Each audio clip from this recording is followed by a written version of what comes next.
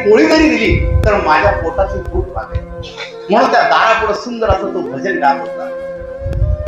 इकडे या नवरा बायको मध्ये तिच्या नवऱ्याने सांगितलं, अगं दारापुढे कोणी आलेले भजन गाते, त्याला भूक लागलेली, त्याला काही पोळी असेल घरामध्ये ते दे. ती बोलली लगेच देते. ती आपल्या चुलीच्या घरामध्ये गेली आणि त्या भिकाऱ्यासाठी मस्त अशी गरम पोळी करून आली. नवरा बोलू लागला, अगं अशी गरम पोळी काय जी असेल ती दे. नाही, मला आज याला गरमच पोळी द्यायची. आणि तिने 2 पोळ्या बनवल्या. ताटलीमध्ये घेतल्या, पण त्याला पोळी द्यायला जात नव्हती. तिचा नवरा परत आला, अगं पोळ्या तयार आहे, त्याच्यासाठी गरम पोळ्या केल्या, मग गरम पोळ्या का देत नाही.